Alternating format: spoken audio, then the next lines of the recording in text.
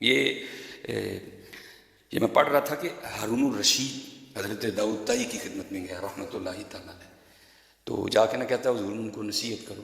حضرت داؤد طائی ہارون الرشید گیا تو حضرت رو پڑے، اور اس طرح روئے کہ ہارون بھی رو پڑا. تو عرض کرتا ہے حضور میں آیا ہوں کہ مجھے کوئی نصیحت فرمائے تھے، اینا روئے ہو کہ میں نے بھی روا چڑھیا گیا. آپ نے فرمایا داؤد تجھے کیا نصیحت کرے، کل بازار میں چلتے ہوئے میرا پاؤں ایک مسلمان کے پاؤں پہ آ گیا، میں تو خود اللہ سے معافی مانگ رہا ہوں. یہ نہ سمجھو کو کوئی کیسا تھا، یہ سارے ایسے تھے، یہ سارے اللہ کے دوست تھے. اور اقبال نے تو کہہ بھی دیا نا، اقبال نے کہا بھائی جبوں کبوں والے بڑے ہیں، ہاں جبوں کبوں والے بڑے ہیں، لیکن اقبال کیا کہتے ہیں، خدا کے بندے تو ہیں ہزاروں، بنوں میں پھرتے ہیں مارے مارے. ہاں جبوں کبوں والے بڑے، ہاں خدا کے بندے تو ہیں ہزاروں، بنوں میں پھرتے ہیں مارے مارے. میں اس کا بندہ بنوں گا جس کو خدا کے بندوں سے پیار ہوگا. میں بار بار نہیں بھائی، میرا اللہ قادر ہے، ان اللہ علی کل شیء قدیر، وہ قادر ہے بھائی. وہ پیسے والوں دھیان رکھنا، وہ چاہے تو کسی کو غریب نہ چھوڑے، نہ تمہیں کسی پہ ایک روپیہ بھی خرچ کرنا پڑے، وہ چاہے تو سب کو امیر کر دے، لیکن بھائی اس کا رنگ ہے، کسی کو دے کے آزمائے گا، کسی کو نہ دے کے آزمائے گا. بیٹھے بھائی سارے کمرہ امتحان میں چلے، دھیان رکھیو بھائی، دھیان رکھیو. حضرت اب حضرت جنید کا نام نہ ہے تو باجزید کا نہ ہے تو مزہ ہی نہیں آتا.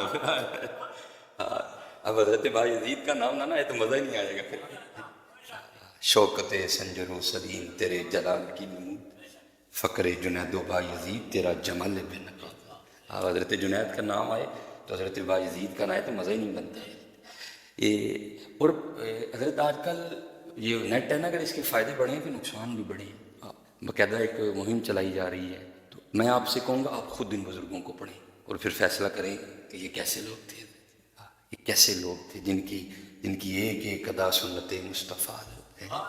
ہم جو مرضی ہم پہ الزام لگاؤ جی، کہانیاں سناتے ہیں، اسٹوریاں، ہم کہانیاں نہیں سناتے، ہم اسٹوریاں نہیں سناتے، ہم حضور نبی علیہ السلام کے غلاموں کی باتیں سناتے ہیں.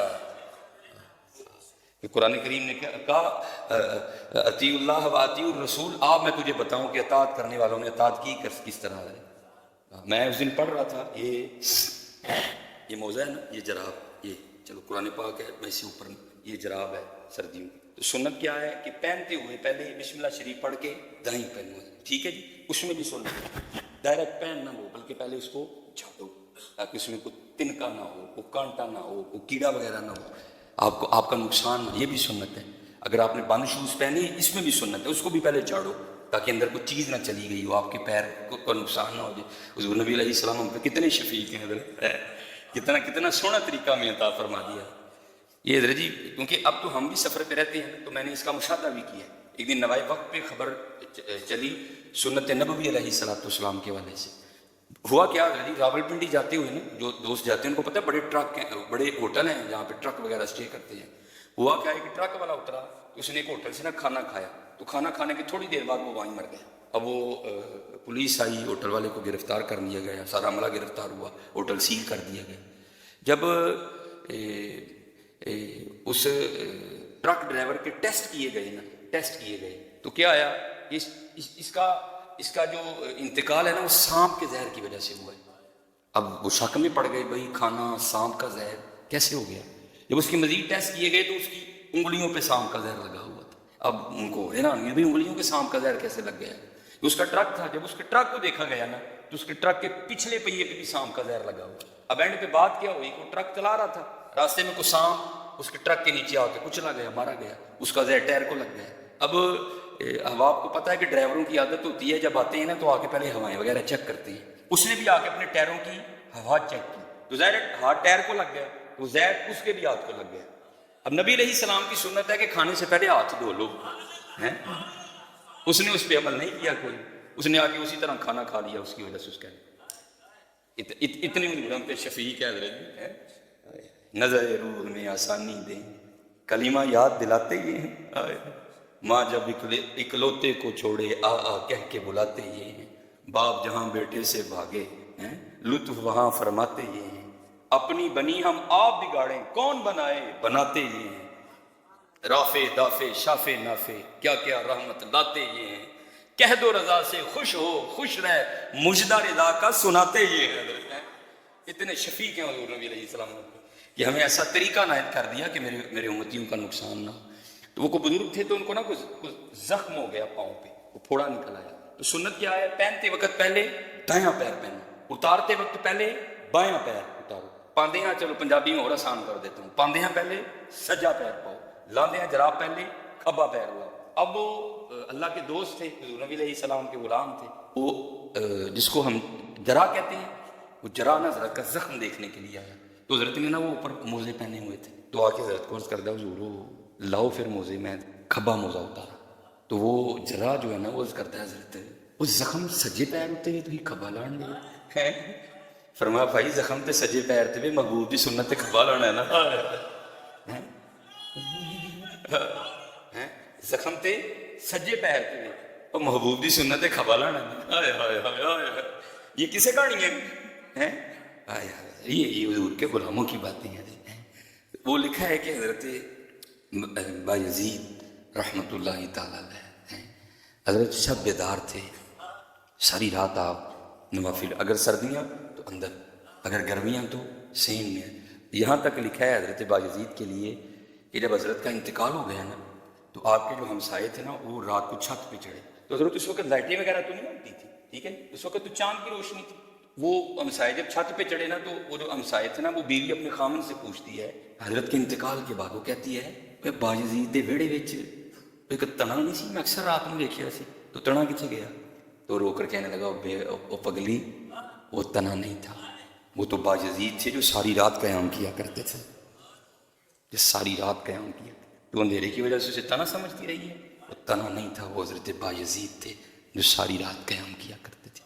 والذین یبیتون لربہم سجدا وقیاما. وہ لکھا ہے کہ حضرت بایزید رحمۃ اللہ تعالی علیہ وہ نوافل پڑھ رہے تھے رات. تو آپ کا جو ہمسایہ نا وہ غیر مذہب تھا, مسلمان نہیں تھا. وہ رات کو نا مسلسل ہمسائے کے گھر سے رونے کی آواز آئی. تو لگی حضرت عبادت کرتے رہے, لیکن آپ نے کہا نہیں, اس وقت دروازے پہ دستک دینا غیر مناسب ہے, صبح دیکھیں گے. جب دن چڑھا تو حضرت بایزید نے غیر مسلم ہمسائے کے دروازے پہ دستک دی. تو اس وقت تو جو غیر مسلم تھے نا حضرت, اب تو شرم و حیا کا ہم نے جنازہ نکال دیا تھا. نظر آئی چند بے پردہ مجھ کو بیبیاں, اکبر غیرت قومی سے زمین میں گڑ گیا. میں نے پوچھا بی ہو تمہارا پردہ کدھر گیا؟ کہنے لگیں عقل پہ مردوں کی پڑ گئی. اب تو ہم نے غیرت کا جنازہ نکال دیا, ہم نے غیرت کا جنازہ نکال دیا. اللہ معاف فرمائے, ہماری بچیاں ہمارے سامنے اس طرح کہ انہیں دیکھتے ہوئے شرم آتی ہے. اللہ معاف فرمائے, وہ اپنی بیٹیوں کی ٹانگیں نہیں دیکھنی ہے. اب اس سے آگے میں نہیں بول سکتا. کیسا ہم نے شرم و یا کا جنازہ نکال دیا کہ کیا کرے, ہماری بیٹیاں ہیں تو ہمارے سامنے اس آدمی آتی ہیں, سمجھ نہیں آتی ان کو کس طرح دیکھیں. چلو چھوٹی چھوٹی بچی, میں حضرت بازار چلے جائیں نا, یہ بازاروں کا حال ہے. آپ کو بازار میں پورے بازو والا فراق نہیں ملے گا کوئی, چلے جائیں بازار, اللہ ماشاء اللہ شاید کسی کے پاس ہو. بٹ صاحب غلط نہیں کی تھی, ہمارے بٹ صاحب بھی بیٹھے ہوئے دکانوں والے ہیں, آپ کو نہیں ملے گا حضرت بازو والا فراق بچی کا, ہے ہی نہیں معاملہ کوئی. تو جو ہے نا یہ شرم و یا کا جنازہ نکال دیا حضرت نے. تو اس وقت غیر مسلم بھی پردہ ہی کرتے تھے. تو وہ باپردہ خاتون کی حضرت نے پوچھا ساری رات آپ کے گھر سے رونے کی آواز آتی رہی ہے بچے کی, کیا وہ خیر تو ہے؟ وہ کہتی ہے میرا خاوند یہاں نہیں موجود, وہ کسی غرض سے نہ شہر سے باہر ہے, اس کی غیر موجودگی میں بچے کی ولادت ہوئی ہے. تو اب میرے پاس تو کوئی معاملہ ہے نہیں, میں بھی کئی دنوں سے بھوکی ہوں, دودھ نہیں آ رہا, بچہ بھوک سے بھی رو رہا تھا, اور آج گھر سے تیل بھی ختم ہو گیا, میں چراغ نہیں جلا سکی, دیا نہیں روشن کر سکی, بچہ بھوک اور اندھیرے کی وجہ سے روتا رہا. حضرت بایزید ڈر گئے, بایزید تیرے نفل ادا کی کرنا ہے, یہ تیرے مساعدہ ہے حالت. کل حضور کو جا کے کیا منہ دکھائے گا؟ صحابہ کہتے نہیں نبی علیہ السلام نے ہمسائے کے لیے ہمیں اتنی وصیت کی, اتنا ہمیں سمجھایا, اتنا ہمیں ڈرایا, ہمیں ڈر لگ رہا تھا حضور نبی علیہ السلام کہیں ہمسائے کو وراثت میں شریک نہ کر دیں. وہ کل تو کیا جا کے رسول اللہ کو منہ دکھائے گا, کل اللہ کا سامنا کس طرح کرنا ہے؟ یہ حال تیرے ہمسائے کا کہ ماں بھوکی ہے, دودھ نہیں آیا, بچہ بھوکا بھی ہے اور اندھیرے سے بھی روتا رہا ہے. حضرت گئے, سارا کچھ خرید کے میں اس کو لا کے دیا اور معافی بھی مانگی, کہا کہ ضرورت پڑے گی تو بایزید جاتے رہے, خبر گیری کرتے رہے.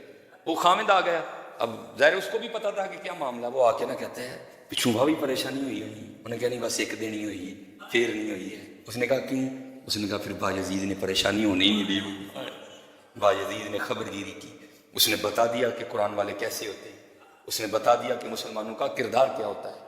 وہ لکھا ہے کہ وہ نا باجزید رحمۃ اللہ تعالی علیہ کا شکریہ ادا کرنے آیا، حضرت باجزید اس کے سامنے رو پڑے، بھائی میں نے 10 تو معاف کر چھڑے ہیں، تو 10 تو معاف کر چھڑے ہیں، بھائی تیری بیوی بھوکھی رہی، دودھ نہیں آیا، بچہ بھوک نہ رویا، پھر بچہ نیرے نہ رویا، میں تیرا مسایا ماں، معاف کر چھڑے ہیں میں نے۔ وہ کہتا ہے حضور معافی موفی دی گل تے بعد چ کریں گے، پہلے کلمہ پڑھاؤ۔ پہلے اب ٹھیک ہے حضرت جی، بڑی کوشش کرو کہ محبت کرنی ہے۔